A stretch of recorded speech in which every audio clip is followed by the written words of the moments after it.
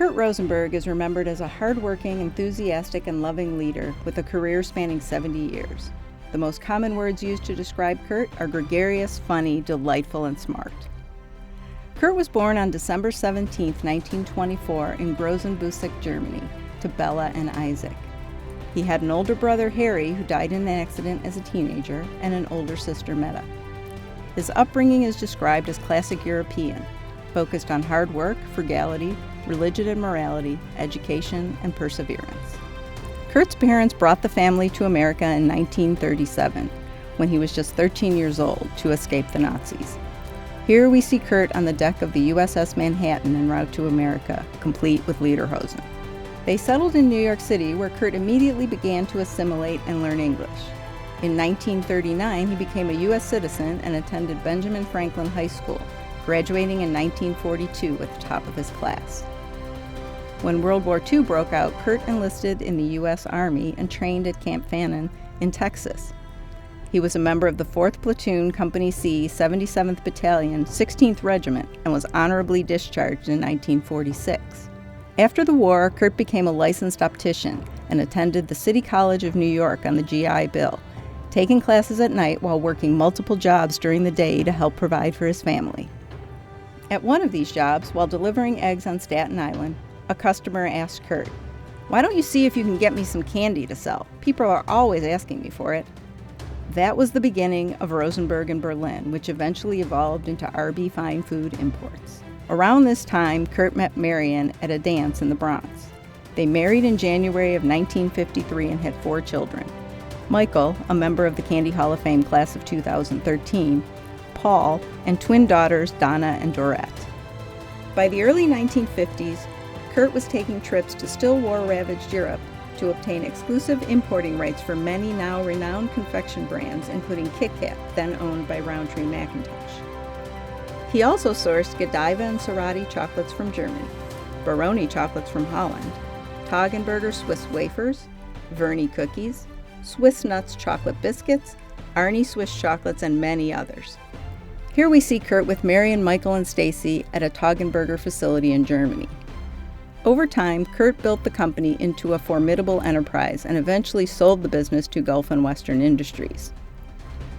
In 1969, Kurt joined and then purchased the Hubs Importing Corporation and continued developing products, including Toggy chocolate-covered wafers, and bringing European brands to the U.S., including Mastriani and Munn Swiss chocolates. Kurt and Marion often traveled together while building the business, and here they are at the Kagi wafer facility in Switzerland with Eugene and Otto Kagi. Hubs Importing was eventually absorbed into the Promotion and Motion Companies, Inc., now PIM Brands, Inc., which was founded by Kurt's son Michael, and where Kurt then served as secretary-treasurer. While Kurt was building his business, he was also instrumental in helping establish the gourmet confectionery sector in the U.S. market. He was a founder of the National Association of Specialty Food Trade, now the Specialty Food Association, and the Fancy Food Show, and exhibited at the first Fancy Food Show in 1955 at the Astor Hotel in New York. He went on to participate in every subsequent show for more than 50 years and was inducted into the Specialty Food Association Hall of Fame in 2015. In addition, Kurt attended, participated in, and supported countless NCA events, including the Sweets and Snacks Expo, State of the Industry Conference, and Washington Forum. He was also active in the vending and convenience store organizations and attended ISM in Germany for more than 45 years. With a tireless energy, Kurt was a longtime leader at Temple Israel in Ridgewood, New Jersey, where he became a congregation elder.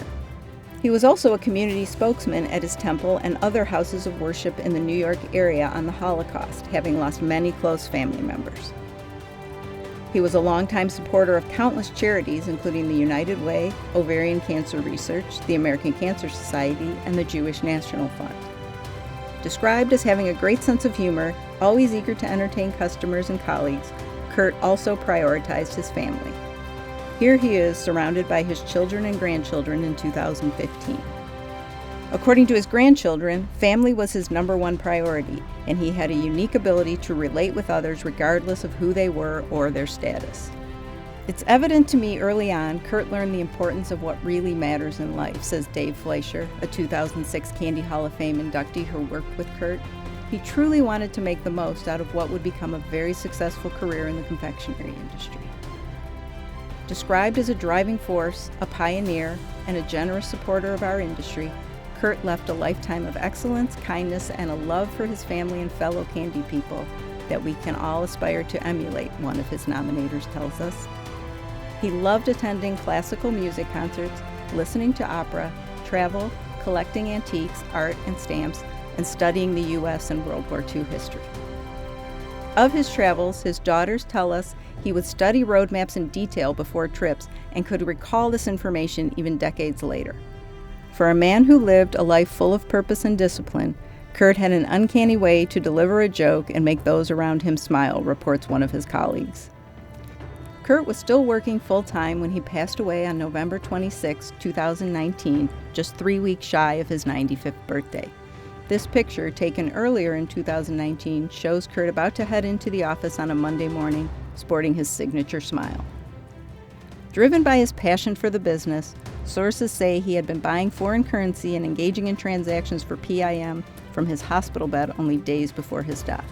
Kurt's work, boundless energy, ethics, enthusiasm, and love and passion of the confectionery industry were pivotal to his successes. Looking back, his family tells us he always strived to maintain positive connections with customers and colleagues and focused on doing the right thing regardless of costs. Throughout Kurt's 7+ decade career, he demonstrated a great sense of business savvy and entrepreneurial spirit while humbly contributing to the betterment of the community in which he lived. Ladies and gentlemen, please welcome Kurt's son Michael, who will induct his father into the Candy Hall of Fame.